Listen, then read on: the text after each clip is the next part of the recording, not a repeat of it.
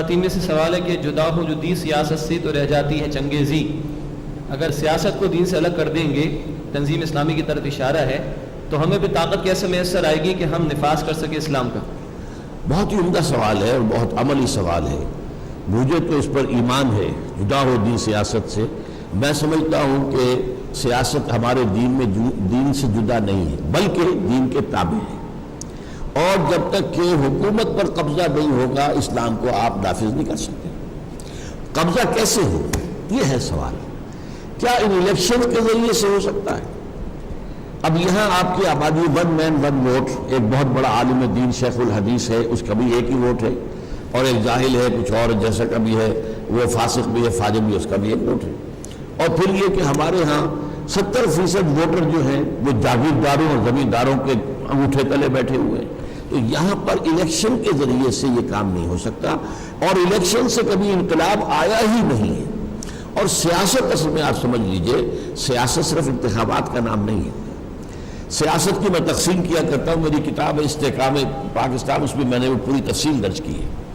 سیاست کو 2 حصوں میں تقسیم کر دیجیے، نظری سیاست، عملی سیاست. اب آپ کے جو صحافی ہوتے ہیں وہ سب سے بڑے سیاسی ہوتے ہیں. وہ سیاسی نظریات پھیلاتے ہیں، خاص نقطہ نظر پیدا کرتے ہیں، لوگوں کے اندر جو ہے وہ کسی ایک کے لیے ایک زمین ہموار کرتے ہیں. آج امریکہ پر جو چھوٹی سی اقلیت جو ہے یہودیوں کی جو قابض ہے وہ صحافت اور میڈیا کے ذریعے سے قابض ہے. جدھر وہ میڈیا ان کا جو ہے عوام کو لے جاتا ہے ادھر چلے جاتے ہیں. تو وہ بھی صحافی جو ہے، انہیں سیاستدان کوئی نہیں کہتا لیکن وہ سیاسی تو ہے. ایک عملی سیاست جو ہے پھر اس کے بھی 2 حصے ہیں. ایک ہے انتخابی سیاست. انتخابی سیاست میں نظام بدلنا پیش نظر نہیں ہوتا، ہاتھ بدلنا پیش نظر. تم ہٹو ہم چلائیں گے، نظام وہی، تم ہٹ جاؤ ہم چلائیں گے. تو اس میں کچھ نہ کچھ جو ہے وہ منشور میں تھوڑا بہت فرق بھی ہوتا ہے. اب ڈیموکریٹس ہیں امریکہ کے اندر اور ریپبلکنز ہیں، کیا امریکہ کے نظام کے بارے میں ان کے اندر کوئی اختلاف ہے؟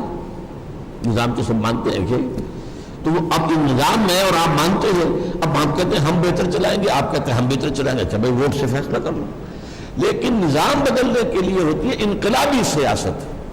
وہ اگر وہاں کمیونسٹ ہو اور وہ وہاں کا نظام بدلنا چاہے، وہ الیکشن پہ کبھی نہیں جائیں گے. الیکشن سے حاصل کچھ نہیں ہوگا. اس کے لیے جو سیاست ہے انقلابی سیاست، ہم اس میں ہیں. میں سمجھتا ہوں کہ باشعور مسلمان غیر سیاسی ہو ہی نہیں سکتا، ناممکن.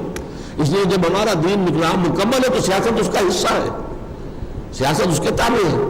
لیکن سیاست میں نظری سیاست، عملی سیاست. عملی سیاست میں انتخابی سیاست اور انقلابی سیاست. اب انقلابی سیاست عرب جو ہوئی ایران کے اندر، تو کیا آیت اللہ خمینی جو ہے وہ انتخابات کے ذریعے سے وہاں حکومت میں آ سکتے تھے؟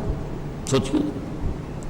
میں نے تو ایک مثال دے دی تھی، وہ تو بہت دور کی تھی. حضور کے بارے میں تو ایسی بات کہتے ہوئے بھی ہمیں رکنا چاہیے. لیکن یہ تو ہمارے سامنے کی بات ہے.